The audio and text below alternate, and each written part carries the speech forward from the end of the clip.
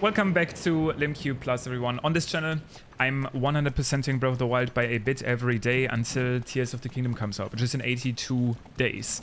Recently, I've been talking about Tears of the Kingdom a lot in these videos, about different theories, about different wishes and expectations, and I have realized that my progress has slowed down a little bit. We are currently at 69.89%, so in today's episode, I want to do one of those episodes again where I essentially dedicate my attention and what I'm saying towards the actual gameplay, so that we can make some progress. My goal is, and you may have heard that when you've recently watched my videos, I'm pre-recording some videos over the weekend because I won't be here, and I won't be able to record videos, so I'm going to be pre-uploading them. And my goal is now going to be to reach 72% by the end of the session. By the end of the session, Tears of the Kingdom will be out in 80 days, which means I still have plenty of time to actually complete my journey to 100% before the game comes out. But I honestly, at this point, I want to get a little bit more done. Like, getting the map completion to just 100% is going to be fine.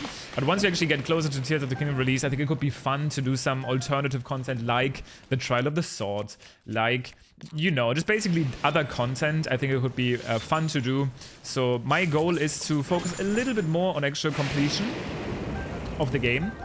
And that's what I'm going to be doing today. So I'm basically going to switch my commentary from talking about Tears of the Kingdom to gameplay, and I will tell you the next steps that I'm going to be doing. I already just completed one of those very rare durian matching, or I don't know if it's durian matching. You basically just place a durian on a statue, Korok. And there's actually another one on the opposite side of the Farron Tower. Farron in speedruns is relatively annoying. Now, Farron is also relatively annoying for most people that play the game casually because of what's happening right now. It tends to rain a lot, and we will actually see in this moment what happens when it rains and you try to explore Farron. Link falls down. Now, in speedruns, the one thing that's better about this is that you obviously have wind bombs. You have Rivali Scale, you have stuff like the bow lift smuggle slide, the little sliding glitch that we use a lot, but this is actually why Farron and speedruns can be a little bit annoying. Wind bombs don't really work when the game is very laggy, and Farron is extremely laggy. When there's so many trees on screen, it's very easy for the game to get too laggy and your wind bomb will fail. So this is something you essentially have to always pay attention to when you speedrun through this section of the game. I did want to actually briefly point out that this statue here has this so nice spiral on it, right? And even though I said I wasn't going to talk about Tears of the Kingdom today, I kind of wanted to talk about this briefly, give you some food for thought. Somebody's recently pointed out that that Zonai spiral basically looks exactly like Retag Zumo, a shrine in the middle of nowhere here. I am really interested to see if this has any, if this is just a random spiral, if this actually has any, if this has any meaning, if this is at all related. I thought it was a pretty interesting thought. I don't know how it would be related, but I do agree they're basically the same spiral, but it could just obviously just be random. Now, next Koroks seat here is going to be on this little island. There's a lot of swampy water around here, so we want to make sure to not unintentionally touch it. And then we're going to continue by wind bombing up here. And there's another pretty unique Korok seat nearby. We've already matched up some statues with durians, but there's also going to be one where we'll essentially have to just put a banana down. This one can be difficult to find. Actually, now that I'm here, I just realized this doesn't actually happen yet. Normally in the speedrun, what we would do is you would get this X from the stable, finish the quest, and then make sure that we get this shrine, which I won't be getting yet, simply because we don't need it, technically. For 100% completion, we just got the location by simply going past it. But like I said, if I do actually make the progress that I want to make, I will be able to have some time at the end and we'll do stuff like, yes, finishing extra shrines, doing the Trial of the Sword, etc. Now, this Korok seat over here is very tricky, and I remember losing a lot of time to it in speedruns before. It's one of those balloon Korok seats, and you can already see there's one balloon here. My problem was that initially I was standing in the middle here, and didn't know that you can actually move very generously. Like, you can move all the way over here, and still the balloons will be visible. which is nice. But I am noticing already, I already forgot where they are. So there's one more here, and then I know there's one kind of like on... Excuse me. On the bottom side. I just don't remember where. There it is. I think it's only 3 for this one. Nice. Now from here we're going to be making our way up to that banana Korok. Yep. That I still have to get. Yeah, one problem with doing wind bombs without the minimap, I've said this multiple times at this point, is that you simply don't know if it's gonna work or not. The minimap is usually what we use to make sure that we do a wind bomb in the right direction. Because I don't have the minimap to make the game look a little bit cleaner, I won't know it, like here, until I actually do a wind bomb. Now this time, because I am improving, I am learning, I will not get this bridge Koroks seed now, because otherwise I will be confused to why I already have it later on. But this time I will not forget that I do need to eat food, not like in the previous episode, where I completely forgot that food is important in a file where you don't have 900 fairies. Alright, get the wind bomb up here. This time it's time for bananas. I still do need to actually find it though.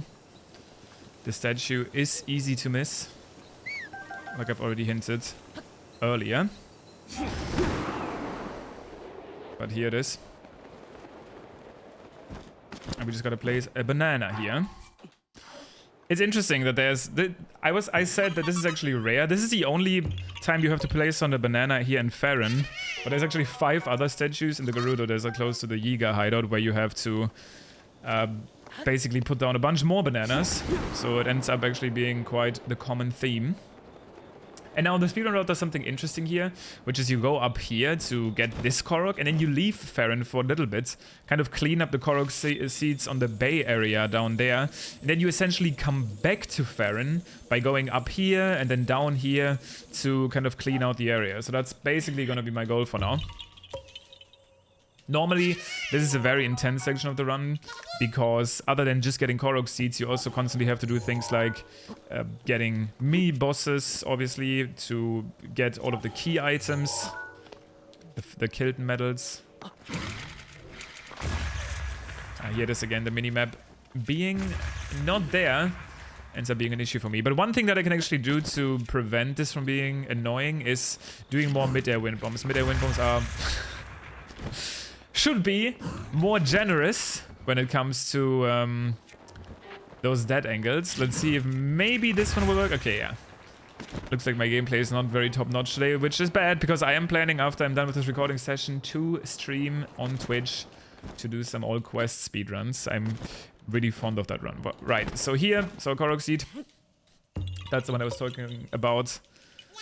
And then we jump down, and that's usually where we would kill a Talus. Now, I will actually show you how broken Urbosa's Fury is on this specific Talus, because it's a low-level Talus, and if you use Urbosa's Fury, it dies. You can barely see the health bar on top of the screen right now. You can't see the name, but this guy dies to 1 Urbosa's Fury, so it's an extremely powerful tool for speedruns that I absolutely wasn't aware of when I played the game casually. I actually am realizing right now that I should be doing this more. I should be killing more random enemies, especially Taluses that I can one-shot like this. I pointed out before that I still need to get all the fairy fountains for this playthrough to actually get out of the locations, which means I need at least 10,000 rupees at the very end here to be able to actually afford that fairy fountain. Now I will get one more Korok seed here for today, I think, which is going to be the one under this little natural bridge in a balloon. Let's check. We are already on 17.80%, so now I feel much more confident taking this one episode to focus more on actually getting Koroks. Means that in the next 2 that I will be recording right now, I should easily be able to reach that 72% that I was looking towards. Basically just need to get 0.6% per episode, so I can actually talk about some different, potentially more interesting topics. But that being said, I do want to find out what is in this box. I don't think I've ever done this. Also, one thing, I do have to briefly mention this. I don't know if you feel... Okay. See, I'm losing my mind. Do you see these little like swirls on the box? My immediate thought was, oh, is there maybe any, like, is this related to the Zonai? What do these symbols mean? I don't know if I'm the only one, but ever since the most recent Tears of the Kingdom trailer comes out and I play this game, I look at every box and every, like, wall tapestry so differently, because I'm like, oh, but what if this has, like, a relevance for Tears of the Kingdom? What if this, like, means something? I really need to calm down, I think, when it comes to that. But yeah, again, I'm gonna be calling it off here. I'll make it back into the forest in the next episode, finishing that up. But thank you guys for watching. I appreciate it. I hope you have a good rest of your day. Thank you for letting me do a quick Breath of the Wild Let's Play to make some progress. And I will see you tomorrow.